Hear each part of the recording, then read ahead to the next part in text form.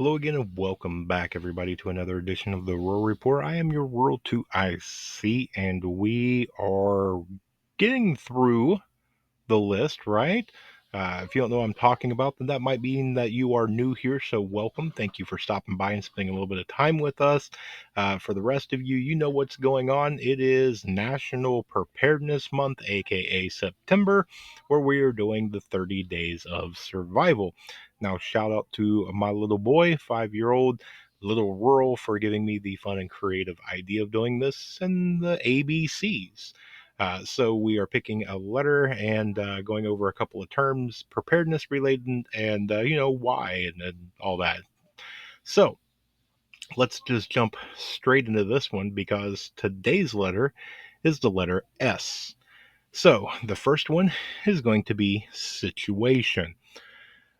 I wanted this one to be first because most of everything depends on the situation, right? There's really no clear cut, cookie cutter answer when it comes to how to respond when it comes to something. You can throw out all the hypotheticals that you want.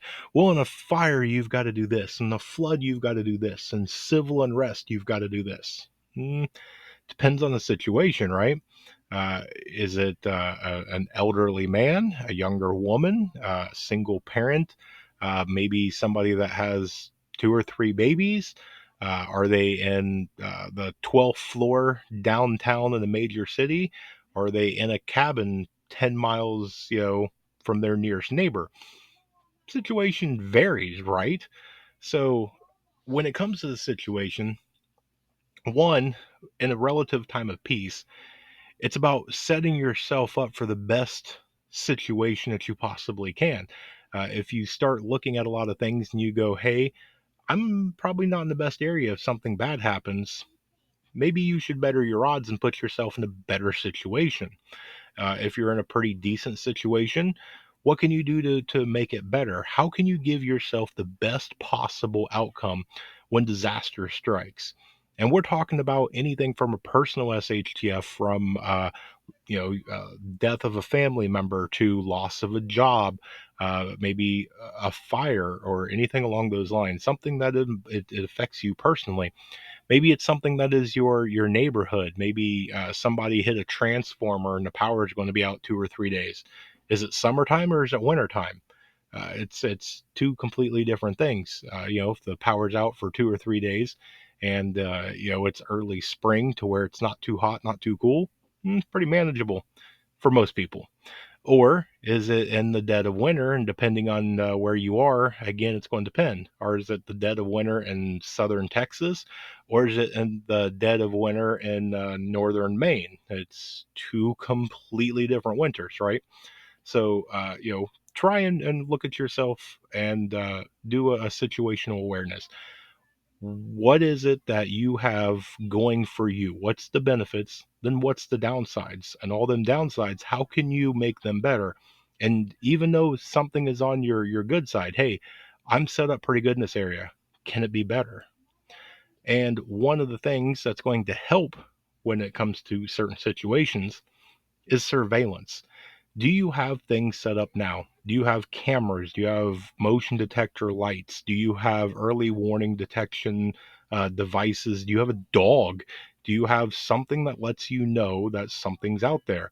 Uh, after SHTF, depending on power and things like that, you can still use solar devices that are motion detected, something to where when something crosses the solar panel or the solar sensor, that the light turns on. Well, now you've got a vector. That light turned on in the northwest corner, something's over there. Uh, or do you have something like a dog? Do you have people standing out that is basically sentries, that they're standing at some sort of outlook post that'll give you early warning detection? Or are we talking about surveillance of while we were out on a hunting trip, or anything along those lines, gathering some supplies, we saw some people and we need to set up some surveillance? Or are they friend or foe? Are they people just passing through? Are they a friendly bunch of people that's just a mile over the hill? Or do they mean us harm? Set up some surveillance and check them out. make sure that you kind of get a good idea of who these people are, so that way it puts you in a better situation.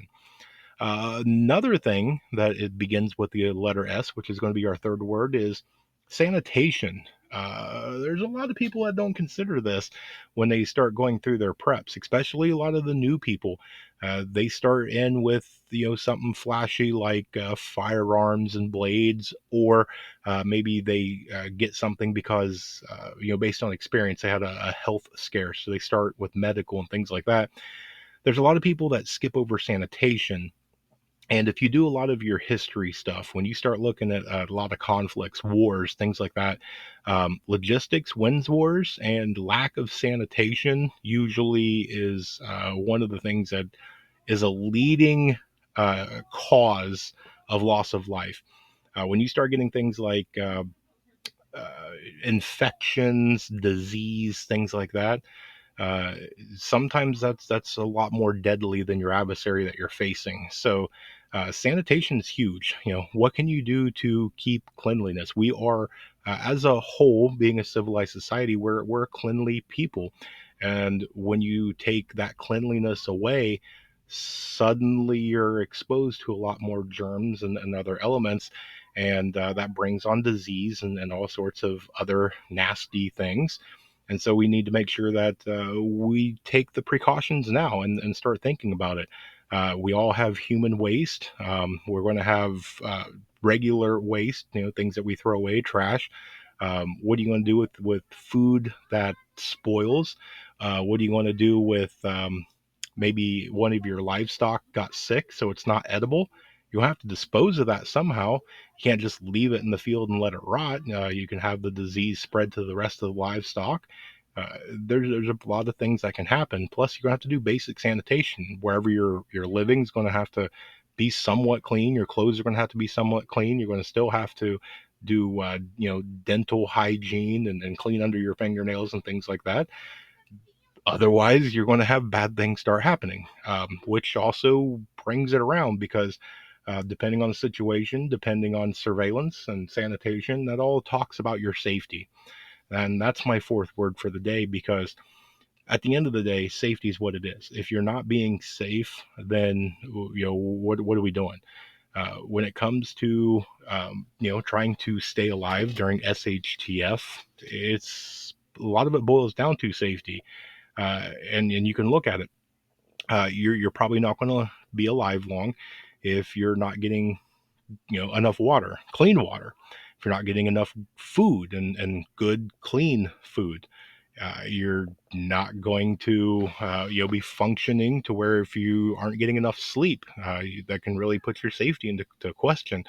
And when you start getting into unsafe situations, hazards start happening, and once those start going, then you start having mishappens, and those turn into accidents, and those turn into really really bad things. So safety is a huge thing.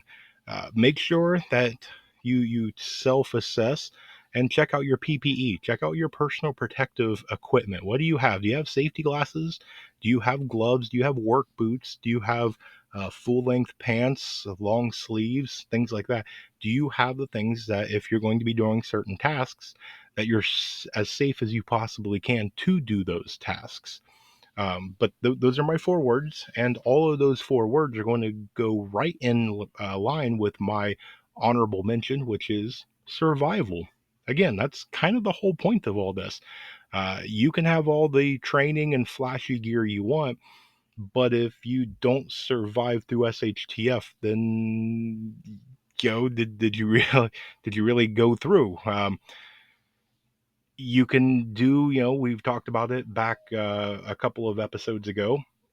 You can have somebody that is completely unskilled and unprepared, and through sheer dumb luck, they're going to survive through SHTF. It's statistically, it's going to happen. And so when it all comes through, this whole everything revolves around the word survival.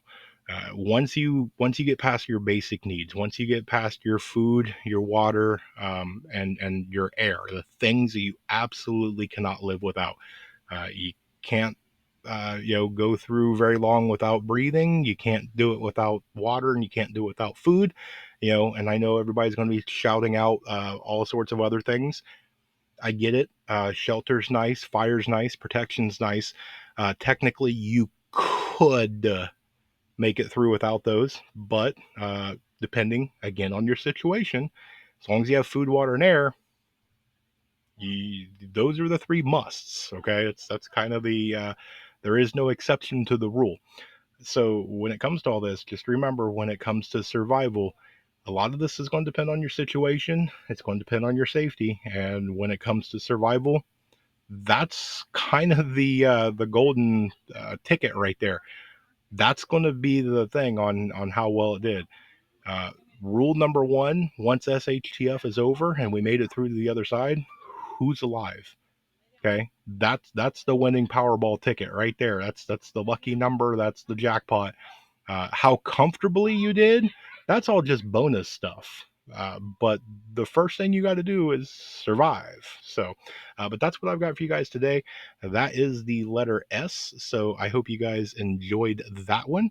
I know I have a lot of fun making these things, so hopefully you guys enjoy watching them. But we're at the end of the show where I want to give you the challenge. I am not here to make the list. I am here to get you to critically think and start the list. You are the one that I'd like to issue the challenge to. Drop down in the comment section below. Give me one or two words that begin with the letter S that is survival and prepping related. And let's make a list together as a prepping community. So, with that, I want to say thank you for watching. I hope you have an amazing day. I hope you have a blessed day. Stay tuned because there's more information to come. And with that, I want to remind you, remain united. We're all prepping in this together.